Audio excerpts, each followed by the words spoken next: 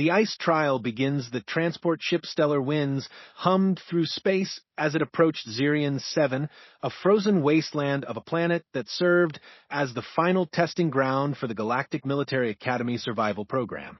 Inside the cramped passenger bay, 63 cadets from 12 different species sat in tense silence, each knowing that not all of them would return. Marcus Chun pressed his face against a small porthole, watching as the ice-covered planet grew larger. The human cadet was smaller than most of his classmates, his dark hair cropped short in military fashion, his brown eyes reflecting the pale blue light of the frozen world below. At 22 years old, he was one of the youngest cadets in his class, and certainly the most underestimated. "Look at the little human," sneered Vextar, a towering reptilian saurid whose scales had adapted to survive in volcanic environments. "He's probably already shivering just looking at that ice ball." The comment drew chuckles from nearby cadets. Zarati H, a crystalline being from the silicon-based Quartzians, clicked her mineral fingers together in what passed for laughter among her kind. "Humans are so fragile. No natural cold resistance, thin skin, weak circulation. They'll need constant technological support just to survive the first hour." Marcus didn't respond to the taunts. He'd heard them countless times during his 3 years at the Academy. Humans were considered one of the weakest species in the Galactic Alliance, suitable only for support roles and technical positions.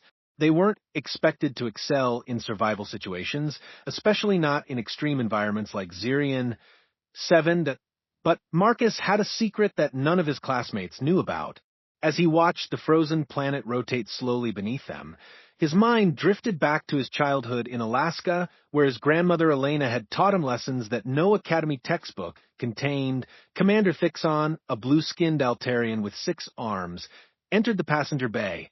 His voice carried the authority of someone who had survived countless dangerous missions. "Cadets, prepare for final briefing. Zirion 7 is not simply cold. It is a killer. Surface temperatures reach minus 120 degrees Celsius. Winds can exceed 200 kilometers per hour. The atmosphere is breathable but thin. You will have 48 standard hours to survive." He activated a holographic display showing the planet's harsh landscape. Jagged ice formations stretched as far as the eye could see, broken by deep crevasses and unstable glacier fields. Each of you will be dropped at different locations with only basic equipment. No thermal suits, no advanced heating devices, no communication equipment. Survival depends entirely on your natural abilities and resourcefulness. Grixal, a hulking Thorian whose thick fur was adapted for sub-zero temperatures, flexed his massive arms confidently. "Finally, a test where my people's natural advantages will show. Humans and other warm climate species will learn their place in the natural order." More murmurs of agreement rippled through the alien cadets. Species like the Thorians, Arctic Draconians, and Ice Wraiths had evolved in cold environments. They possessed natural insulation, efficient circulation systems, and metabolisms designed for extreme cold. Humans, by comparison, seemed laughably unprepared. Marcus closed his eyes and remembered his grandmother's voice, weathered but strong, speaking to him during a blizzard that had trapped them in their cabin for 3 days. "Marcus, technology can fail, but knowledge passed down through generations never will. The old ways aren't primitive, they're proven.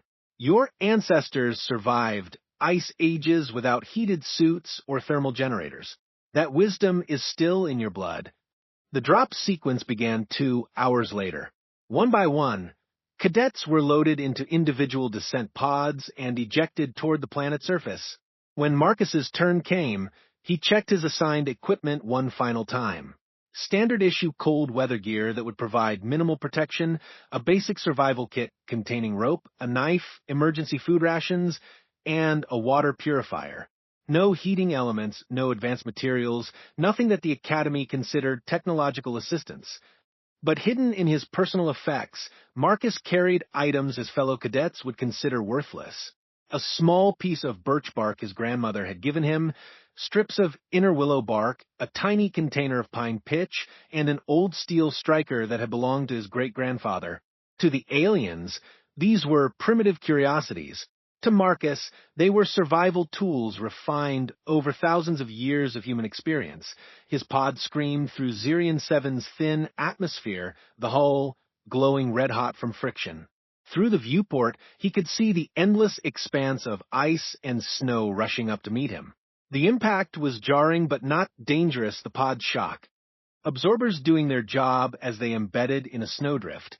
Marcus waited a full minute before opening the hatch, letting his body adjust to the sudden change in environment. The cold hit him like a physical blow, stealing his breath and making his skin burn. The temperature readout on his equipment showed minus 98 degrees Celsius, and this was during the planet's warm period. His training kicked in immediately, but it wasn't academy training. It was his grandmother's voice guiding him through the steps she had taught him beside their fireplace in Alaska. First, assess your immediate situation. Find or create shelter. Then worry about warmth, water, and food in that order. The landscape around his crash site was brutal.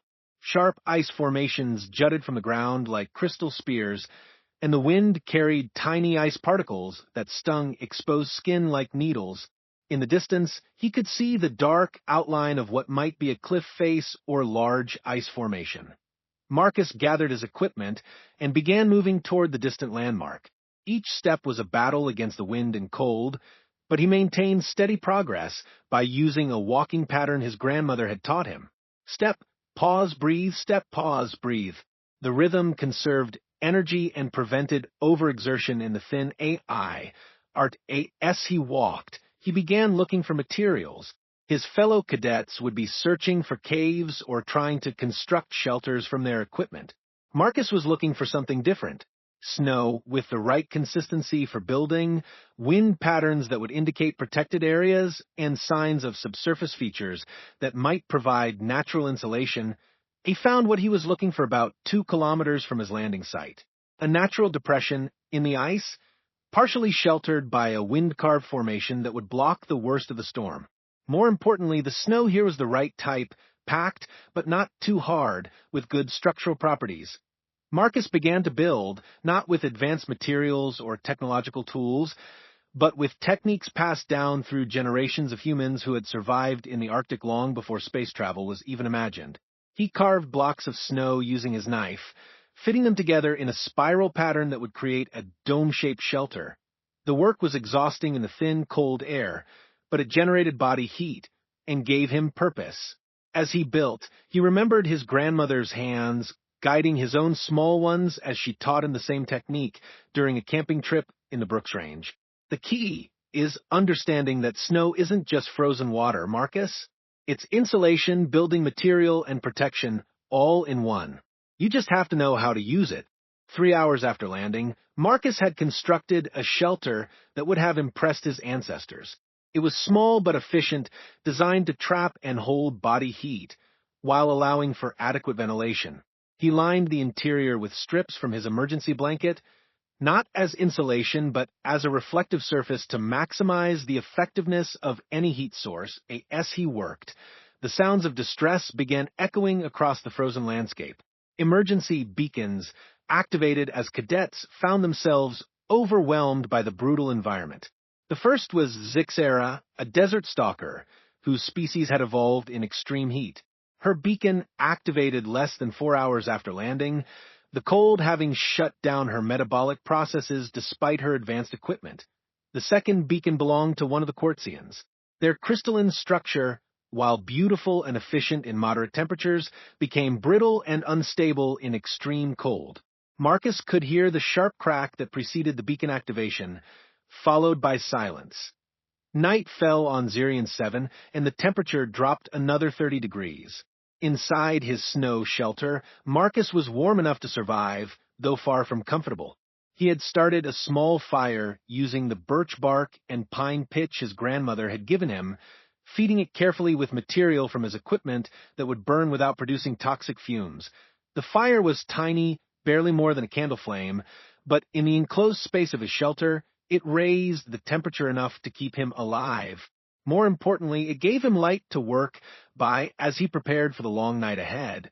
Outside, The wind howled with increasing fury as Zirian 7's weather systems built toward what the Academy's briefings had warned was a planetary storm system. The sound was terrifying, a constant roar that seemed to shake the very ice beneath him.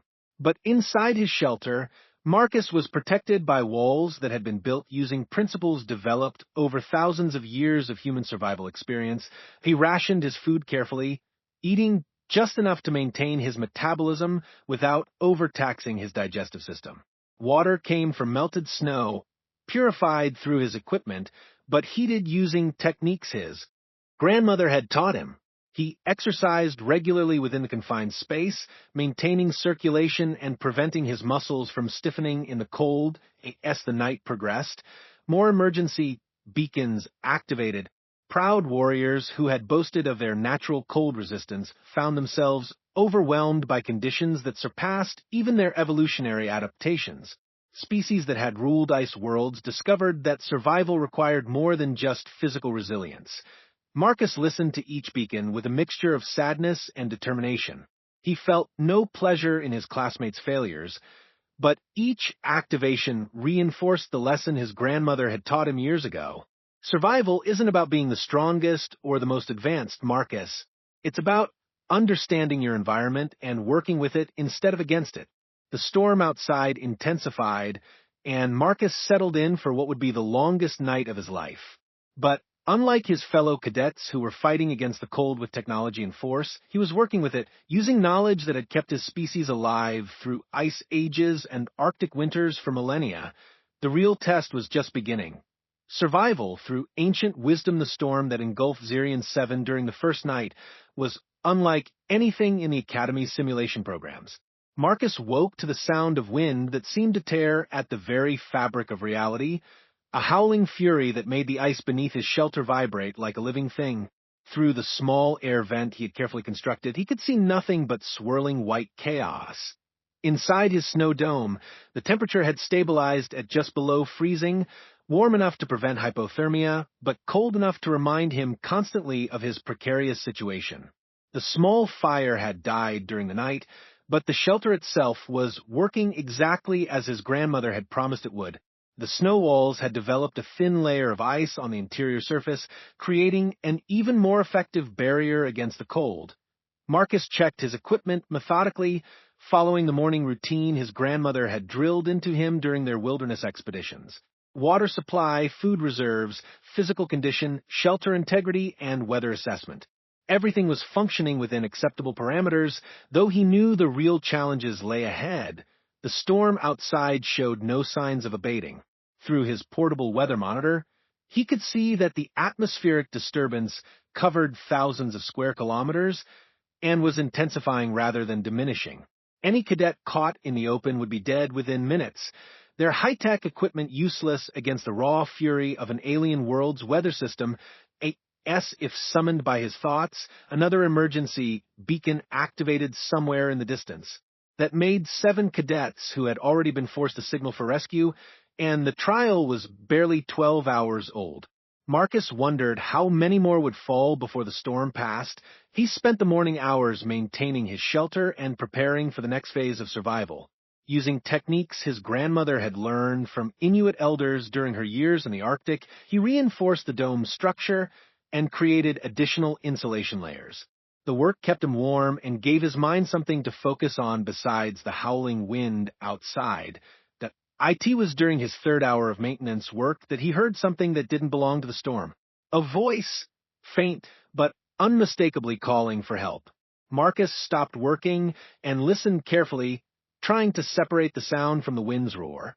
There it was again, closer this time, and clearly in distress. Against every survival instinct that screamed at him to stay in his safe shelter, Marcus began to dig an exit tunnel.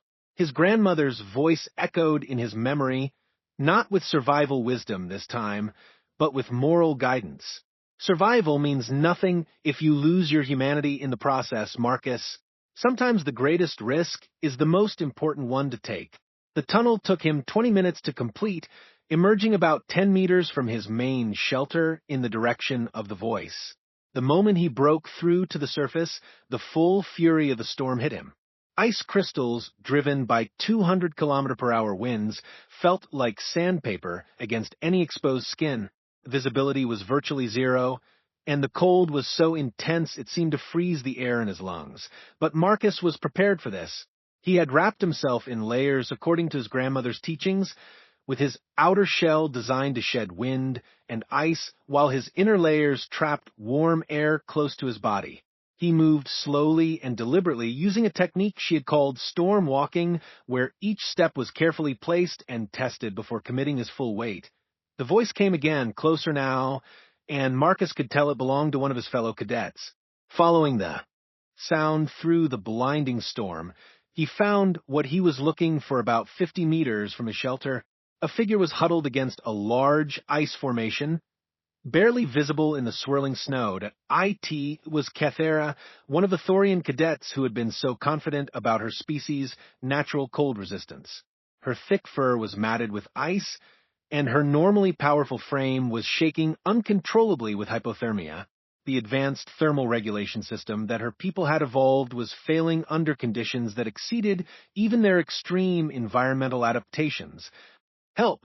she managed to gasp as Marcus approached. "Equipment failed. Can't move." Marcus didn't hesitate.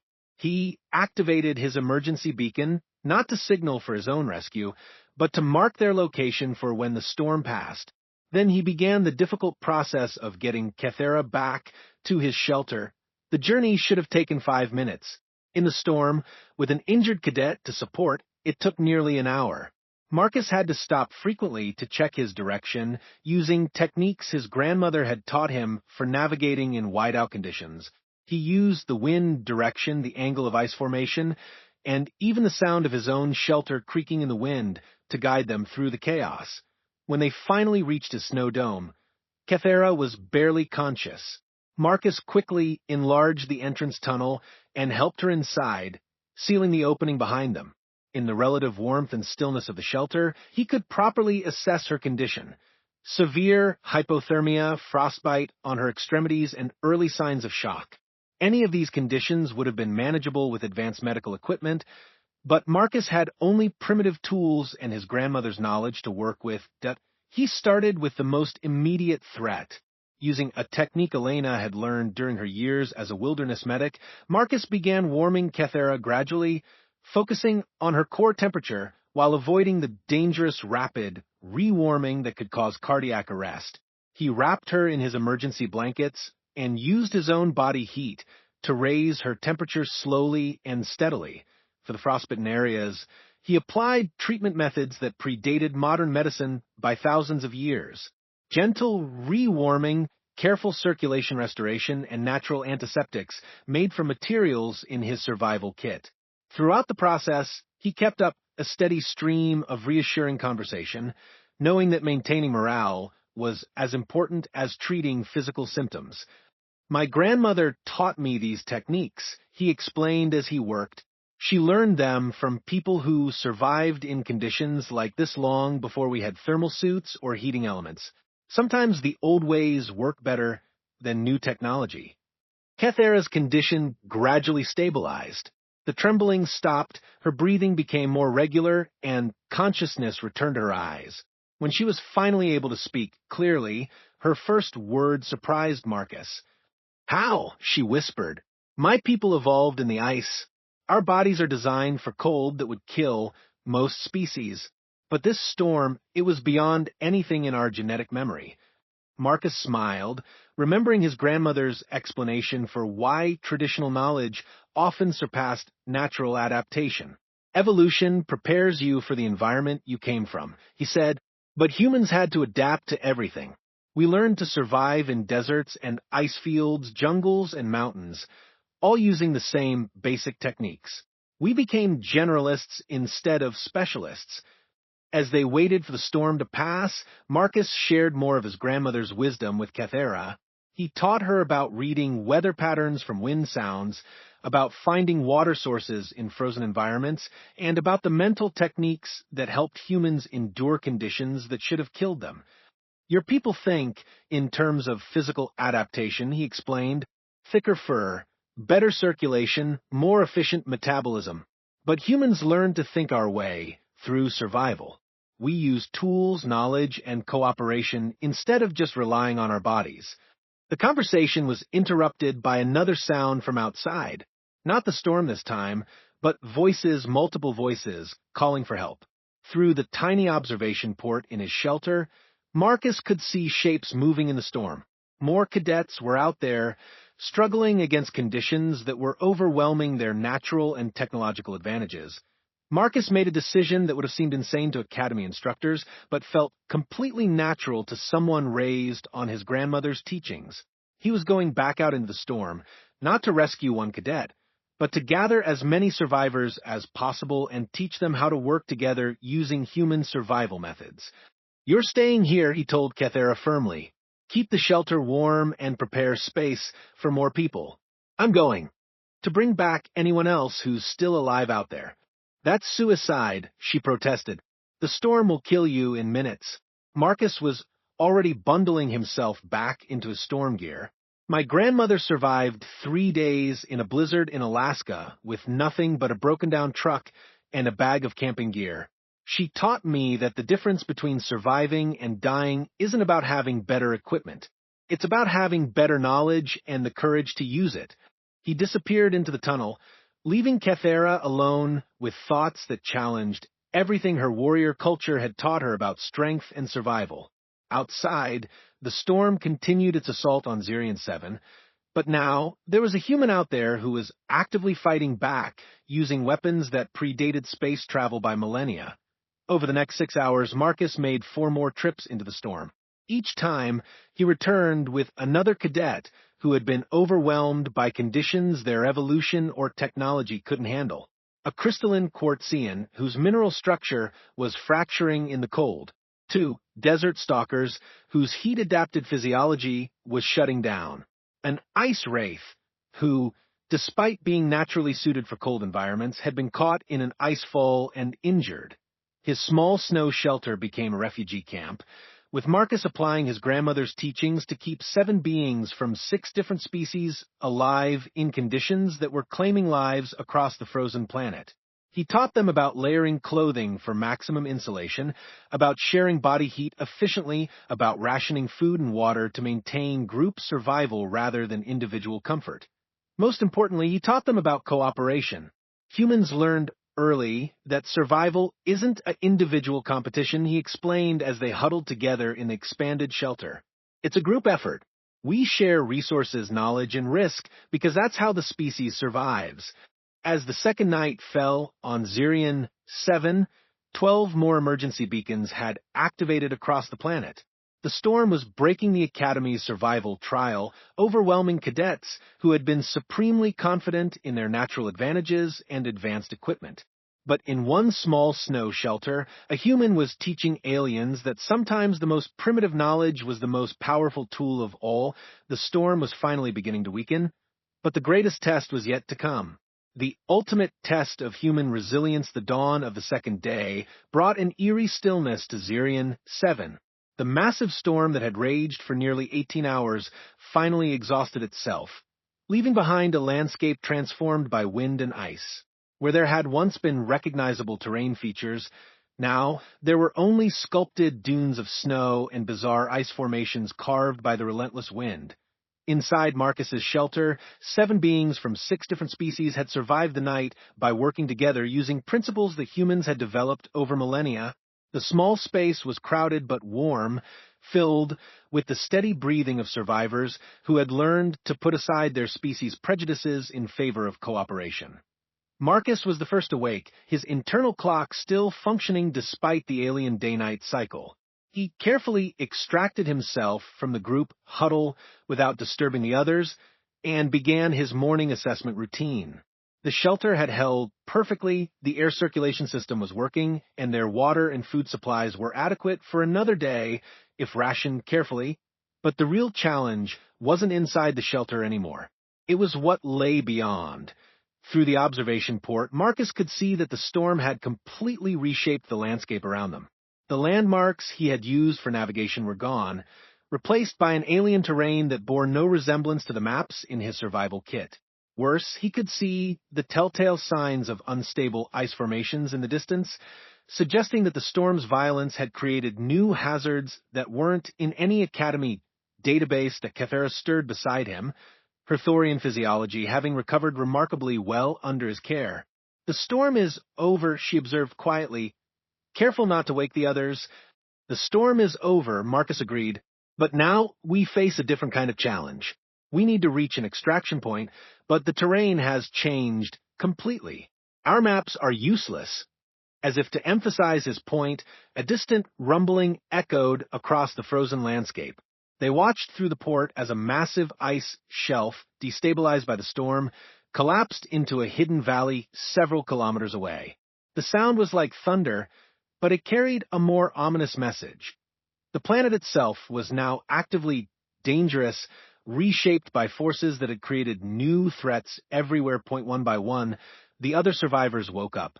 Each cadet represented a different approach to survival that had failed against Zirian 7's brutality, but now they were all looking to the human who had saved their lives, using techniques they had never imagined could be effective.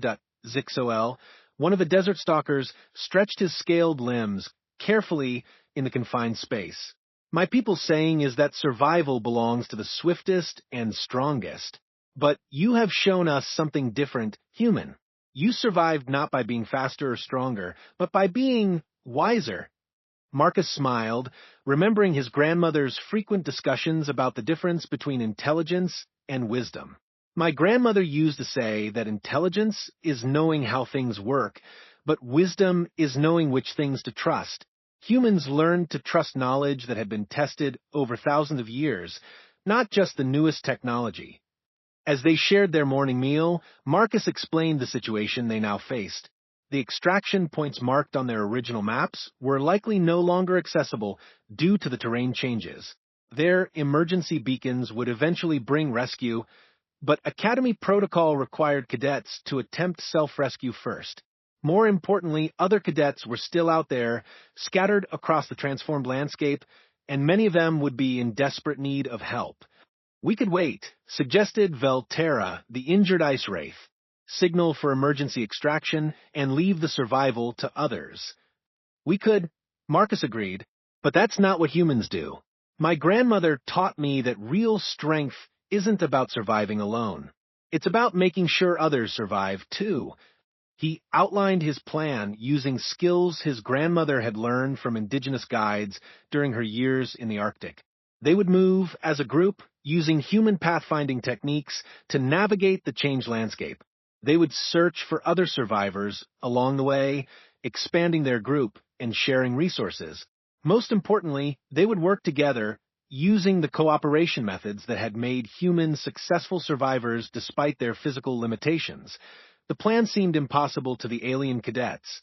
Move across an unstable, storm-ravaged landscape with no technological navigation aids, searching for scattered survivors while avoiding newly created hazards? It was the kind of challenge that should have required advanced equipment and specialized training, but Marcus had something better than technology. He had knowledge passed down through generations of humans who had survived in hostile environments using nothing but observation, adaptation, and cooperation. As they prepared to leave the shelter, he taught his companions the basics of human pathfinding. "Look at how the wind carved the snow," he explained, pointing to the formations visible outside their shelter. "The patterns tell you which direction the strongest winds came from. Ice formations show you where the ground is stable versus where it might collapse. Even the sound the wind makes when it passes over different surfaces gives you information about what's ahead." They emerged from the shelter into a world that looked like an alien artist's interpretation of winter. The storm had created ice sculptures dozens of meters high, carved snow, dunes that shifted the available light into strange patterns and revealed geological features that had been hidden under the original snow cover. Marcus led them using navigation techniques that predated satellite systems by thousands of years. He read the landscape like a book, interpreting signs that his companions couldn't even see. The angle of ice formations indicated prevailing wind directions. The color and texture of snow revealed information about what lay beneath. The way sound carried through the air told him about obstacles and opportunities ahead. 3 hours into their journey, they heard their first call for help. It came from a cadet trapped in a crevasse that had been hidden by snow until the storm revealed it. Using rope techniques his grandmother had learned from mountain climbers, Marcus organized a rescue that required all 7 members of their group working in coordination. The rescued cadet was Fixarin, a proud saurid whose volcanic adaptations had proven useless against the cold.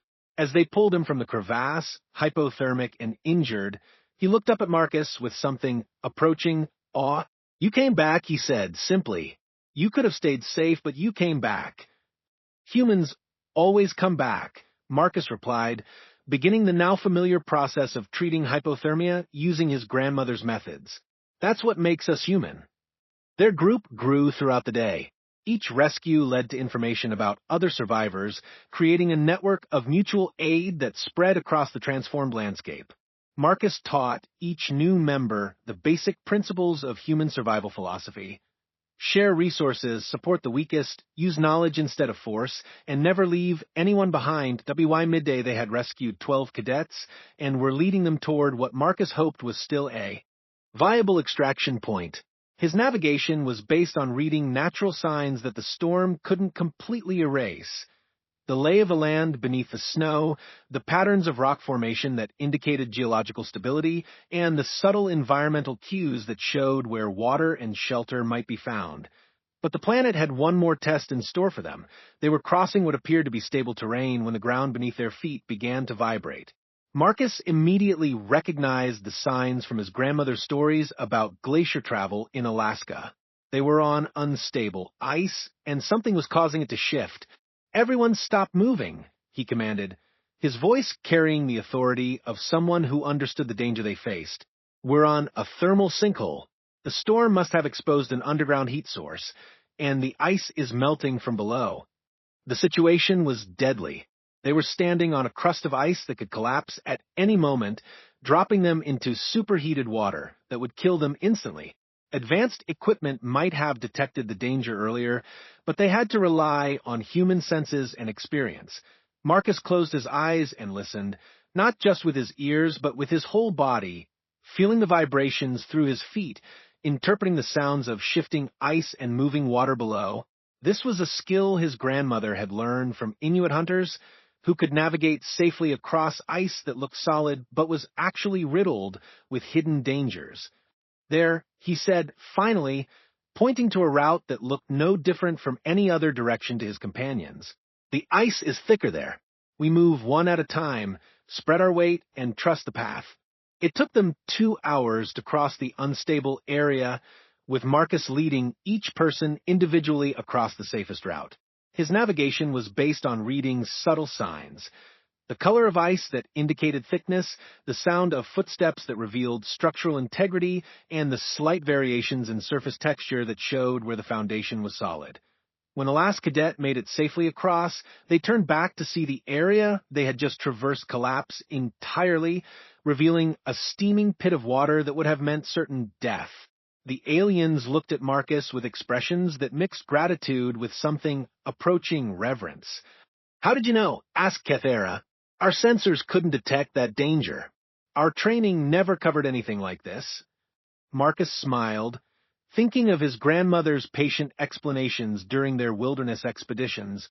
"Humans learned to survive by paying attention to everything. We couldn't rely on thick fur or adapted metabolism, so we developed other skills. We learned to read the environment, to notice patterns, to trust knowledge that had been tested by thousands of years of experience." The extraction point was still 3 hours away when they received the signal that the trial was officially ending. Rescue shuttles were being dispatched to collect surviving cadets from their last known positions. But Marcus made a decision that surprised even his followers. "We keep going," he announced. "There are still cadets out there who need help. The trial might be over, but the survival situation isn't." They spent the remaining hours searching for and rescuing the last scattered survivors. By the time the rescue shuttles found them, Marcus's group had grown to include 23 cadets from 11 different species, all of whom had survived, because a human had taught them that cooperation was stronger than competition, that ancient wisdom was more reliable than new technology, and that real strength came from making sure everyone survived together. As they waited for extraction, Commander Thixon's shuttle landed nearby.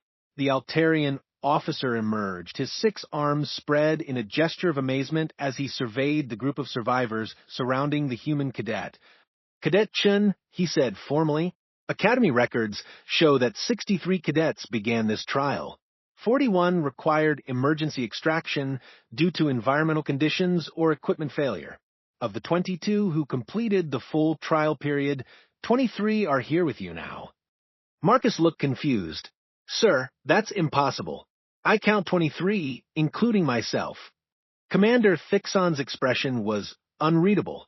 Cadet Vextar was declared dead when his beacon failed 18 hours ago. You rescued him from a collapsed ice cave and treated his injuries using primitive medical techniques that our advanced systems had determined were insufficient. According to our instruments, he should not have survived. Marcus looked back at the towering Saurid, who was standing with the other survivors, very much alive despite what the Academy's technology had determined. "Sir, my grandmother always said that sometimes the best technology is the kind that doesn't need power sources or computer systems. Maybe our instruments were wrong, because they were measuring the wrong things." The commander was silent for a long moment. Finally, he spoke with a tone Marcus had never heard from an Academy officer before. "Cadet Chun, in 300 years of survival trials, no single cadet has ever successfully rescued and sustained 22 other survivors using only primitive techniques. Your actions have challenged fundamental assumptions about species capabilities and survival methodologies." As they boarded the shuttle for return to the Academy, Marcus found himself surrounded by cadets who had learned something that wasn't in any textbook. They had discovered that the small, weak humans they had mocked possessed survival skills that surpassed advanced evolution and sophisticated technology. Kethera spoke for the group as the shuttle lifted off from Zirian 7's frozen surface. "You saved us, all using knowledge that came from your grandmother, techniques that were developed by humans thousands of years ago. How is such ancient wisdom more effective than our modern training?" Marcus looked out the viewport at the frozen planet falling away below them. Thinking of Elena's cabin in Alaska, of the lessons learned beside a wood stove while storms raged outside, of knowledge passed down through generations of humans who had learned to thrive in environments that should have killed them. Because, he said simply, survival isn't about having the best equipment or the most advanced evolution. It's about understanding that we're stronger together than we are alone, that wisdom tested by time is more reliable than innovations that haven't been proven, and that sometimes the most important technology is the one that exists between your ears and in your heart. The shuttle carried them back toward the Academy, where Marcus's success would revolutionize survival training for all species in the Galactic Alliance. But the real victory wasn't in the records that would be written or the honors that would be awarded. It was in the knowledge that humans, despite being considered the weakest species in the galaxy, possessed something that no amount of evolution or technology could replace: the wisdom to survive together, passed down through generations of ancestors who had faced the impossible and found a way through it. And somewhere in the vast expanse of space, on a small blue planet called Earth, the spirit of his grandmother Elena smiled, knowing that the old ways would never be forgotten as long as humans remembered that their greatest strength lay not in their bodies or their tools, but in their refusal to leave anyone behind.